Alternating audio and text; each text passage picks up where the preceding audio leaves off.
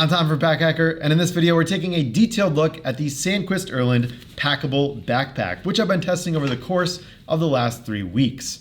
I'm digging a lot of the blue accents going on and some of the unique features on the outside of this thing for a packable backpack, but they do come at a cost, as this thing is a little bit more than other similar bags in the market. So let's dive in and check it out.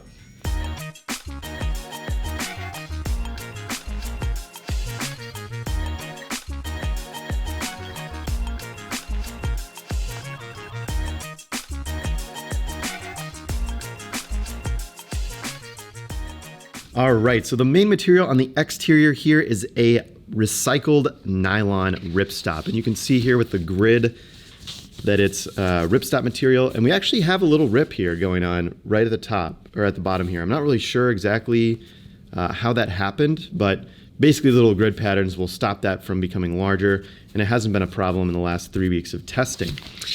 Inside we have, which we'll get to in a second, we have polyester liner, and then we have YKK zippers and Woojin hardware as well. So this has kind of a unique style for a packable day pack, and let's just kick it off with the harness system. So we've got 2 padded straps coming down the front here, and this isn't something that I see often on packable day packs. A lot of them will just have a very thin kind of material, almost as thin as this, or just maybe some mesh for the straps. But the Sandqvist Erland here has a little bit more padding, which is interesting. It's definitely comfortable. I mean, it doesn't, you know, it's kind of like regular day packy, but still there's no frame sheet in the back here. There's no kind of back panel either. So it's that ripstop material. Although we have 2 reinforced webbing pieces here just to add a little bit of structure, but it's not, you know, it still wears like a packable day pack. Even though it's got this padding here, which does help with heavier loads. I've been using this just kind of to carry my tech around, so I'll show you what I've got inside in a second. But first I want to talk about the front here, which is pretty unique as well. So there's this mesh triangle pocket at the front here, so you can see what's going on inside, which I like. So I've just got a rolled up wool buff in there just to kind of give you an idea of the size. And yeah, that's mesh, so you can see what's going on inside. If you just want to put in like your keys or any snacks or things like that while you're out for the day, that totally works. Again, YKK zippers. I really like these zipper pulls too. There's a lot of like blue accents here. We've got bar tacks here for reinforcement near the strap here as well. And these kind of dipped tips here, which I think look really nice, and they feel nice in the hand as well. And then yeah, I think I didn't really talk about the strap adjustment here, but pretty standard overall. Again, just that Woojin hardware, so you can see that WJ there. Worked well in testing. Does have a little bit of a noise to it while it's adjusted. You know, it's kind of got this weird like noise to it, but nothing really too crazy. Just wanted to point it out. Then of course an elastic keeper to keep that strap just managed a little bit as well. Now the front is interesting too, because you've got this little kind of Y strap pattern that goes into this buckle here where you can attach external accessories. So I just have a jacket here. I can just show you how that works. You pop that in, put it here, and then we can crank it down. This is the Helly Hansen low-key jacket, so it's just a really lightweight shell that I folded in half. And you can see there that holds in decently well. But one thing I wanted to note is that since this bag isn't structured, it's got that ripstop nylon and polyester. The one thing to note here is that the functionality of this can be affected based on what you have inside. So what you have inside of this bag kind of gives it the structure. And I've got a laptop in here, so it's pretty structured, but we don't have a ton of stuff at the top. But the less full that gets, the more empty the main interior is, the more you're gonna have to crank down this front part to really hold whatever it is you want to hold in place. And we're kind of at a max here by pulling that all the way down. So there's a chance if you have like a thinner rain shell and the bag is on the emptier side, you might just want to put it inside the bag. So just wanted to note that. And then of course, elastic strap keeper here as well, just to keep everything nice and managed. Sandqvist logo there, nothing too crazy. I personally like their logo, and it's not too gaudy. And then yeah, just a nylon loop here. Bigger nylon loop than a lot of other day packs too, so you can really get a handle on it. It's nice and soft. It's kind of that seatbelt like material that you have in a car. so it feels nice in the hand.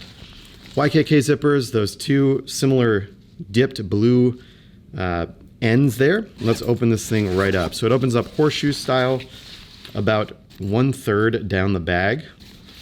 Open that up and I'll just show you what I've got inside. Polyester liner on the inside. Just got a tech pouch for my accessories. Set that off to the side. Notebook, pouch, keyboard, etc. And then the one thing I want to talk about here is this top pocket. So this is actually where the bag packs into by itself, which I'll talk about in a minute.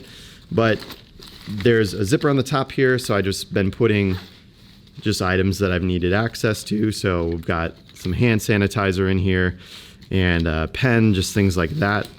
So that's nice to have, but the one thing to consider here is that it does obstruct the laptop, which I have in the back here. So you kind of gotta, if you wanna put a laptop in here, you kind of gotta flip this back and then put the laptop in here.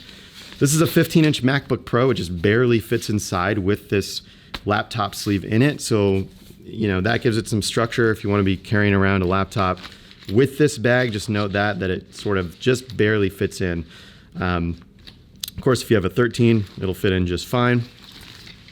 And then, yeah, let's just empty this out just so you can see. Kind of like this little nylon loop here too. Basically, I've been using it to just hold onto my hand sanitizer, so I always have that taken care of with the Night Eyes S-Beaner, but that can come off as well. And this is actually like a handle to use while the bag is in compressed mode. So it gives you little instructions here in case you want to know how to do it. But you want to basically self-stuff the bag into its own pocket. And this is kind of where it's, you know, it does compress down pretty small, but these padded straps are a little bit larger, you know, so you kind of got to really get them in there. And I just recommend being careful with how they're folded up just so they don't get too wrinkled. If I pop that in here, it's a little bit tricky to zip up here. It's not going to win any fastest packing up day pack awards here. Let me just get that zipped up. Come on, little buddy. So yeah, the struggle is real. But when you get it packed up, it's very convenient. You can put it inside of a larger bag to take with you when you're traveling, or if you just want to use this as like a little lightweight daily driver for day hikes or just everyday use, that's cool too. And then yeah, plenty of nylon loop here at the top if you want to strap this to the outside of the bag. Sandqvist logo, and of course those blue accents that go along really well with the rest of the bag. So there you have it, the Sandqvist Erland Packable Day Pack. Head over to packhacker.com for more information and the best buying options that help support our channel at no additional cost to you. We'll see you in the next video.